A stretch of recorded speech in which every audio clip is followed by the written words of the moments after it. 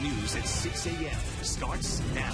Good morning, everyone. It is 6 o'clock here on your Thursday, your Friday Eve, almost to the end of the week. I'm Joe Chiodo. And I'm Gina Bullard. Storm Track 5 meteorologist Aaron Little is tracking a warm-up for us today and also some fog this morning. Yes, today is going to be an active weather day here in Kansas City, and I do have a Storm Track 5 weather alert posted with dense fog for some of us this morning, strong winds beginning to pick up over the next couple of hours, and then thunderstorm chances. So we're heading towards tonight. Now, the good news, some of this fog over the immediate metro is beginning to lift, and that's because our winds are beginning to pick up just a little bit. We do still have fog that is going to slow you down across the immediate metro north side of our viewing area from Liberty through Kearney. That's where we have the thickest fog right now, but a lot of these numbers a whole lot better than they were even 1 hour ago, as that dense fog is now lifting to the northern portions of Missouri. We'll continue to keep that weather alert in effect with this fog across northern Missouri through our morning rush hour. The winds will gain strength, and I'll have the newest update on the timeline for storms tonight here in just minutes. Over to you, Belinda. All right, Aaron, and it is a foggy morning drive for people who are out on the roadways today at 6 o'clock. This view is from our mobile weather center. Of course, a photojournalist providing this with a live dash cam. So again, you're seeing the particles of that fog starting to pick up off of those lights there in the distance. And of course, we're seeing that along those headlights as well. Now, let's go ahead and take a look. This is actually near Raytown. It's for our Raytown drivers. So 435 north here at 350. You've got a couple vehicles right there in the right-hand shoulder. So again, be looking for that if that's part of your morning commute. We're also going to point out this white and gray. Aaron just talked about how the wind's picking that up and moving it in the metro. That's going to be your most limited visibility. We also want to tell you for our Hickman Mills drivers today, there is a stalled vehicle 49 north as it turns onto 470 east. Over to you, Gina. All right, thanks, Belinda. We want to get to campaign 2020 coverage now.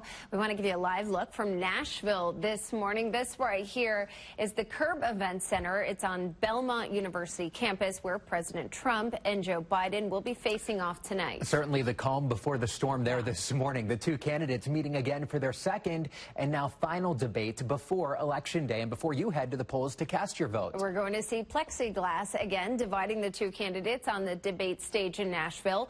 Also keeping the two separate is a mute button that each candidate will have. So there is going to be 2 uninterrupted minutes to speak at the start of each topic. The other person will be muted. Interesting to see how that mute button works for sure. A CBS News poll shows 69% of viewers felt annoyed by the constant interruptions in the first matchup, which is why we have this mute button now.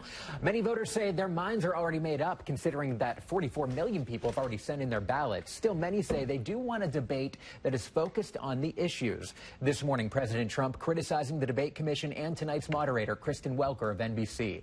On the other side, Biden's campaign says he plans to keep things steady this evening. Well, I think the mute is very unfair, and I think that the anchor is a very biased person. Her parents are very biased. But that's my life. In the meantime, that's the White House standing behind me, right? He's going to be ready to talk about his plans. He's going to be ready to talk directly to the American people about his belief that we can get through this crisis. And KCTV5 does stand for you. There is so much to cover and get to this morning as we are now just 12 days from Election Day. Now we have Campaign 2020 team coverage for you this morning. Savannah Rudisell is taking a deeper look at voter interest. This morning she spoke with a local professor about what's driving people to the polls or keeping them away this year. But first, here at 6:03, we want to get out live to our Abigail James outside of Union Station with a look at what young voters want to see from this debate tonight. Abigail, good morning. What did you find out? Joe, good morning. You know, each person that we spoke to about the first presidential debate said that they walked away from it feeling a little cheated. They plan to tune in tonight, and here's what they said that they hope to get out of tonight's presidential debate. Definitely more content. I will say I think there are good points on both sides. I don't think the candidates bring those points up. I think we argue about things that tend to not matter as much, and we argue over, petty personal things rather than actually what's affecting the country. I'm just hoping to hear some maturity on both sides. It's quite frankly exhausting. Just hearing them poke and stab at each other with no real tact or effort, really. Now, I also asked them which topics they specifically hope to get more out of in tonight's presidential debate. They said they hope to hear more on racial injustice and COVID-19. Now, that debate kicks off tonight on KCTV5 at 8 p.m. Coming up, why a new study from the Brookings Institute is suggesting that young voters are wielding significant political power this election. Reporting live, Abigail James, KCTV5 News. All right, Abby, thank you so much. It is 6:05 right now. You should be confident that your vote counts. Interfering in the presidential election this morning, the director of the FBI says the government has proof Iran and Russia are meddling with American votes. The FBI says Russia and Iran were somehow able to access voter registration information. That information was used to send emails to Democrats threatening violence against people if they didn't vote for President Trump. They made it look like the emails came from, quote, the Proud Boys. Yeah, just like in 2016, they are spreading plenty of misinformation on social media.